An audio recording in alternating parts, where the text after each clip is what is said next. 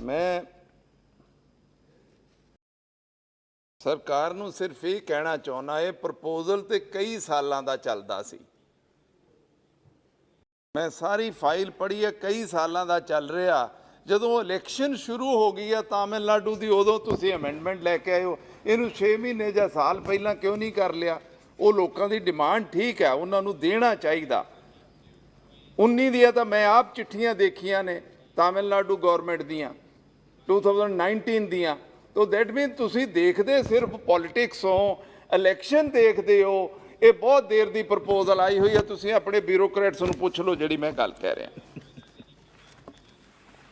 और इस तरह करना नहीं चाहिए, क्योंकि जदों इलैक्शन प्रोसैस शुरू हो गया उदों लैके आउणा कम्यूनिटी दे उन्होंने नहीं, उन्होंने मंग बिल्कुल जायज़ आ, पूरी करनी चाहिए। तुहानूं 2 साल 1.5 साल पहला पूरी करनी चाहिए सी। हुण सर गल जदों भी, क्योंकि शेड्यूल्ड कास्ट की गल हो रही है तो सारे मैंबर साहबान बोलना चाहते हैं कम्यूनिटी ते। नैचुरली एक अपरचुनिटी हुंदी है पार्लीमेंट च कि तुसीं अपना ओपीनियन या जो भी तुसीं सोचते हो दस सकते हो। मैं मिनिस्टर साहब नूं बहुत चंगी तरह जानदा, ये मैनूं बहुत चंगी तरह जानते आ। सानू दोवां नूं इस समाज की बहुत नॉलेज है, क्योंकि गहलोत साहब तुहानूं भी बड़ी नॉलेज है, मैनूं भी बहुत नॉलेज है। असीं दोवें जी मध्य प्रदेश, मेरा मध्य प्रदेश काडर सी, ये उत्थों दे पॉलिटिशियन ने। ठीक है जी, ठीक है जी। देखो जिहड़ा शेड्यूल्ड कास्ट कम्यूनिटी आ, जिहड़ी अनुसूचित जाति आ, वो मैं इतिहास च बहुता नहीं जाना चाहता, लेकिन 70-72 साल भी समाजिक तौर पर, आर्थिक तौर पर और राजनीतिक तौर पर अजे बहुत पिछे है। ये कोई मतलब अनकथनी नहीं हैगी। There is nothing untrue about it, we all know. बहुत सारे कारण ने, वो किसी पोलिटिकल गौरमेंट नूं पिछली नूं कि उन्हें आ करता, मैं वो गल कहना नहीं चाहता। अब तुसीं आ कर रहे हो। सवाल यह है कि जिहड़ी प्रेजेंट गौरमेंट हुंदी आ, जिहड़ी भी आ, ਉਹਦੀ मेन जिम्मेदारी बनती हुंदी आ कि हुण ਉਹ की कर सकते हैं।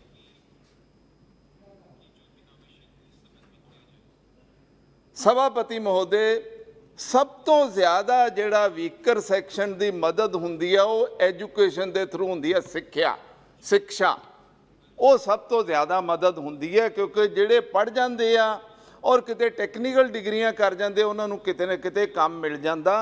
ये आपां सारिआं नूं पता हैगा। हुण जिहड़ी पोस्ट मैट्रिक स्कॉलरशिप स्कीम 30-40 साल तो चल रही सी, तुसीं ਉਹਦੇ 'ਚ ਇੰਨੀ ज़्यादा वड्डी चेंज करती आ 60-40 दी इस NDA सरकार ने। और मैनू अफसोस भी है कि गहलोत साहब तुहाडे हुंदिआं ये चेंज होई, क्योंकि तुसीं समाज के बहुत वड्डे खैर खा हैगे हो, you are a well wisher. ਇਹਦਾ नुकसान की आ कि स्टेट्स की सारे कंट्री च अज हालत ये आ कि वो तो अपनियां नॉर्मल जड़ियां तनख्वाहां वंडने ਉਹਦੇ ਲਈ लोन लै रहे आ। वो 40% हिस्सा इन्हां दा कित्थों पा देणगे जी? ज़्यादातर sir states, most of the states वो शेयर पाउण की हालत च नहीं हैगियां।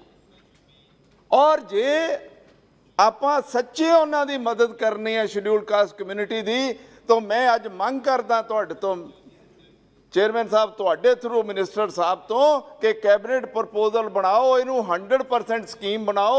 तुहाडा भी नाम बनूगा, प्राइम मिनिस्टर साहब का भी नाम बनूगा, और शेड्यूल्ड कास्ट लोग बहुत खुश होंगे। 100% ये स्कीम कर दिओ, बहुत वड्डा इतिहास तुसीं भला कर दिओगे। और हज़ारा दूसरी गल, मैं क्योंकि सरकार च रहा, पॉलिसी डिसीजन हो जाता, अगर एडिक्वेट बजट ना रखो तो उसकी इंप्लीमेंटेशन नहीं होंगी। हुण जां तां ਉਹਦੇ 40-50 हज़ार 70 हज़ार करोड़ रखो स्कॉलरशिप ਲਈ, फिर तो कोई मतलब होगा। और स्कूल एजुकेशन डिपार्टमेंट को सारी इन्फॉर्मेशन है कि किन्ने बच्चे हायर सेकेंडरी च ने, किन्ने अपने HRD को हायर एजुकेशन च ने शेड्यूल्ड कास्ट। उन्हां दा नंबरस लैके उन्हां स्कॉलरशिप मल्टीप्लाई करके वो बजट रख दिओ जिन्ना बने हो, तो बहुत वड्डी गल हो जाएगी। एक तो मैं ये सुजैशन तुहानूं देना चाहना कि ये बहुत वड्डा भले की गल हो जाऊगी। दूसरा जिहड़ी गल कहना चाहना कि नरेगा च कौन काम कर रहा, who is working in NREGA?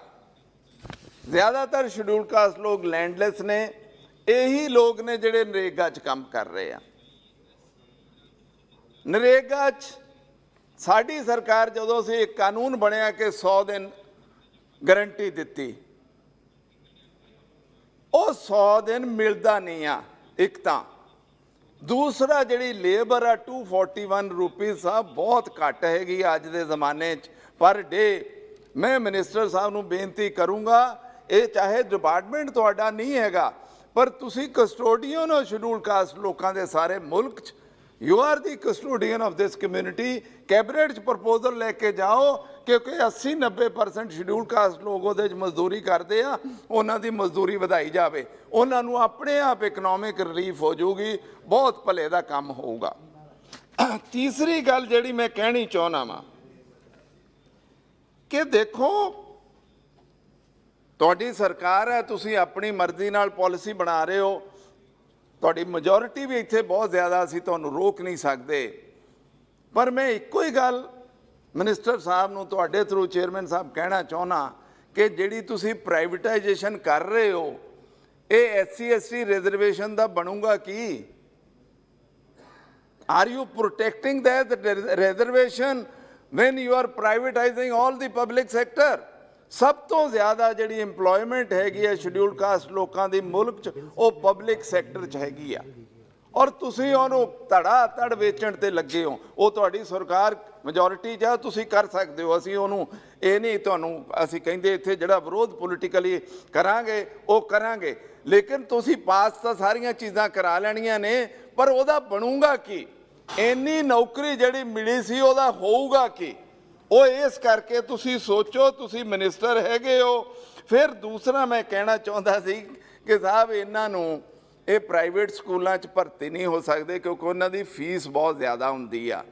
ਇਹਨਾਂ ਦੇ ਕੋਈ ਸਕੂਲ ਫਾਰ ਐਕਸਲੈਂਸ ਜਾਂ ਕੋਈ ਇੱਕ ਸਕੀਮ ਸ਼ੁਰੂ ਕਰ ਦਿਓ ਜਿੱਥੇ ਜ਼ਿਲ੍ਹਾ ਲੈਵਲ ਤੇ ਜਾਂ ਬਲਾਕ ਲੈਵਲ ਤੇ ਉੱਥੇ ਇਹਨਾਂ ਦੇ ਬੱਚੇ ਪੜ੍ਹ ਲਿਆ ਕਰਨ, ਐਜੂਕੇਸ਼ਨ 'ਚ ਮਦਦ ਕਰ ਦਿਓ, ਮੇਰੇ ਖਿਆਲ ਬਹੁਤ ਵੱਡਾ ਕੰਮ ਹੋ ਜਾਊਗਾ। ਬਹੁਤ ਬਹੁਤ ਧੰਨਵਾਦ ਚੇਅਰਮੈਨ ਸਾਹਿਬ, ਤੁਸੀਂ ਮੈਨੂੰ ਵਕਤ ਦਿੱਤਾ।